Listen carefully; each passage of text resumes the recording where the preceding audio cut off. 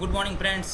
Next lecture છે ગતંત્રની અંદર કે 20 જો ઉપરના ભાગમાં એટલે કે ઉત્તમાંગમાં જતું રહે તો શું લક્ષણો જોવા મળે, આપણને શું થાય?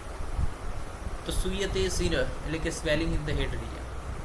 કેમ કે 20 જેવું થશે એવું શું છે, ઇન્ફ્લામેટરી રિએક્શન આવશે. ઇન્ફ્લામેટરી રિએક્શન આવે એટલે સ્વેલિંગ જે છે જોવા મળે, એટલે સૂયતે શિર, આખું હેડ જે છે સૂજી જાય. અક્ષિકોટ ઓષ્ટ અશ્ય એ પણ શું થઈ જાય, સૂયતે, એટલે કે એમાં પણ જોવા મળે. અક્ષિકોટ એટલે શું, ઓર્બિટલ રિજન, આ જે છે ઓર્બિટલ રિજન. એમાં ઓઠ એટલે કે ઓઠ જે છે, અશ્ય એટલે કે મોઢું, નોઝ, ઓરલ કેવિટી, બધું જે છે કન્જેસ્ટેડ જોવા મળશે, સૂજેલું જોવા મળશે. તાલુસોસ થયેલો જોવા મળશે. કોના કારણે? તો કે 20ના વૃક્ષ ગુણના કારણે તાલુસોસ જોવા મળે છે. રૂજા મૂર્ધની હેડેક જોવા મળે છે.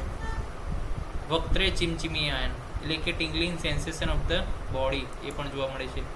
અનુગ્રહ એટલે કે આ જોવા જે છે લોક થઈ જાય છે, એની મૂવમેન્ટ જે છે બરાબર થતી નથી. તો આ જે છે સિમ્ટમ્સ છે કે જ્યારે શિરની અંદર, ઉત્તમાંગની અંદર જ્યારે 20 જતું રહે ત્યારે આ બધા લક્ષણો જોવા મળે.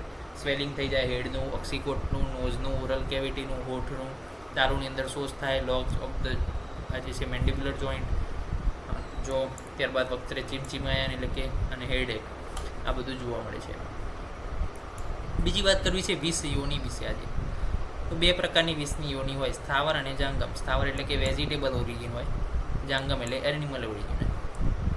20ના વીર્ય વિશે વાત કરીએ. જેવી રીતે અવ્યક્ત રસવાળું જળ આકાશમાંથી જે સ્થળ પર વસે તેવા સ્તંભવાળું બને છે. દાખલા તરીકે આકાશમાંથી તો વરસાદ કેવો છે, સેમ છે, પરંતુ દરેક નદીનું પાણી શું છે, અલગ અલગ છે. કેમ? કારણ કે નદીની જે જમીન છે એના આધારે જે છે એ પાણી શું છે, ગુણધર્મ ધારણ કરે છે. તે જ પ્રકારે 20 જે દ્રવ્યનો આશ્રય લે છે તે દ્રવ્યના રસવાળું થઈ જાય છે. Okay. As rain water has unmanifested taste but after coming in contact with the earth in different region acquire respective rasa, as similar as the poison acquires naturally the taste of the substance where it stay. એટલે પોઈઝનને આપણે દૂધમાં નાખીએ દૂધ જેવો test થઈ જશે. પછી પોઈઝનને આપણે રોટલીમાં નાખીએ તેના જેવું ટેસ્ટ થઈ જાય. પોઈઝનને આપણે છાશમાં નાખીએ એના જેવું ટેસ્ટ થઈ જશે. તો પોઈઝન જે છે જે દ્રવ્યમાં નાખીએ એ દ્રવ્યના ટેસ્ટ પર થઈ જાય. એ રીતનું જે છે અહીંયા આપેલું છે એક રેફરન્સ, અને એને શું કહેવાય, 20નું વીર્ય કહેવાય.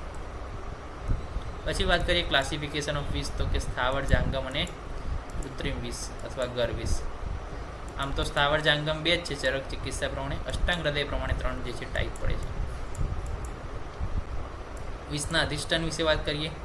20નું અધિષ્ઠાન એટલે શું, તો ક્યાં આગળ 20 રહેલું છે, કોનાથી 20 વ્યક્ત થાય છે એનાથી જે છે. તો સ્થાવર અધિષ્ઠાન છે. સ્થાવર એટલે કે વનસ્પતિની અંદર કયા કયા ભાગમાં 20 રહેલું હોય, તો કદાચ મૂળમાં હોય, મૂલમ, પત્રમ, ફલમ, પુષ્પ, ત્વક, ક્ષીરસાર એવ ચ નિર્યાસો ધાતવશ્ચેવ કંદશ્ચ દશમ સ્મૃતમ. એટલે કે મૂળ, પત્ર, ફૂલ, પુષ્પ, ત્વક, ક્ષીરસાર એવ ચ નિર્યાસ એટલે કે જે રેઝિન નીકળે છે, ધાતવશ્ચેવ કંદશ્ચ કંદ હોય એની અંદર, દશમ સ્મૃત એની અંદર જે છે 20 રહેલું હોઈ શકે છે. જ્યારે જાંગમ 20ના અધિષ્ઠાન એટલે કે પ્રાણીઓની અંદર કયા કયા ભાગમાં 20 રહેલું હોય, એની દ્રષ્ટિમાં, એના નિશ્વાસમાં, દ્રષ્ટા, નખ, મૂત્ર, પુરી, શુક્ર, લાળ, એના આર્તવ, એના મુખ સંદંશ, એના વિસર્જિત, તુંડ એટલે શું છે, આગળનો જે છે અણીદાર ભાગ હોય એની અંદર, અસ્થિ છે, એના પિત્ત છે, એનું સુક છે, ચાંચ જેવો ભાગ હોય. પછી સવ એટલે કે એની ડેડ બોડીની અંદર પણ 20 રહેલું હોય. ગરોળીને એ બધા મરી જાય તો એ 20કારી થઈ જાય છે, અને એ ક્યારેક કોઈની અંદર પડી જાય તો શું છે, એ 20કારી ગુણધર્મવાળું ભોજન થઈ જાય છે. તો આટલા શું છે, જાંગમના અધિષ્ઠાન છે, અને આ જે છે ઉપરના એ સ્થાવરના અધિષ્ઠાન છે. તો એના વિશે આપણે આજે અભ્યાસ કર્યો. નેક્સ્ટ લેક્ચરની અંદર 20 એક સાથે મળીશું, અને ડિટેલ સાથે મળીશું. ત્યાં સુધી રજા આપશો. જય હિન્દ, જય ભારત, જય આયુર્વેદ, જય ધન્વંતરી.